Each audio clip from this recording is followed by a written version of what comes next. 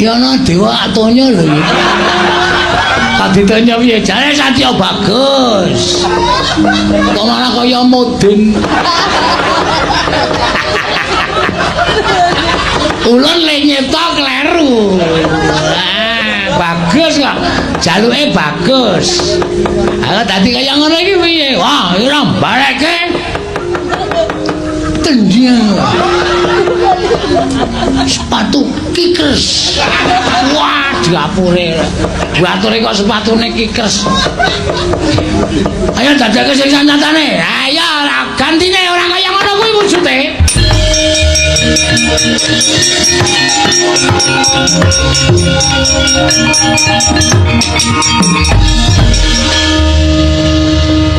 Pulun bacolon redi.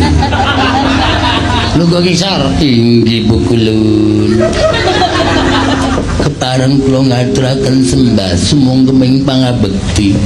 Kunjuk sembah sungkem mindek kemumika.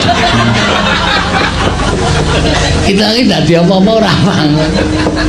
Inggih bukulun. Ulun titip pusaka Kyai Pasopati nggih, ya. Inggih bukulun. Awas-awas bukulun mboten nganggo. Niku nek nganti nyocok. Ora aja kuwatir. Kene ulun papaken ning Kancing Glung kita. Inggih bukulun. Aduh yun. Ampun ampun kasar-kasar. Kita mengko nek ketemu karo Janaka balekno pusaka ning sadurunge kita kudu nglakoni tapa ngrame. Megaten bukulun berarti kedah nyewoson sistem. Apa ngrame kok nyewoson sistem iku ngopo? Kedah rame sanget bukulun. Apa ngrame iki tetulung marang sapepadane urip. Paring payung wong kudanan, paring sandang wong kawudan, paring mangan wong kaluwen. Aduh, berarti kedah metu mantel. Dus. Dus apa? Dus sekul. Kalian klambi bekas. Lagu apa? Paring sandang wong kawudan. Paring pangan wong kaluwen, paring payung wong kudanan. Mbok ora caturan.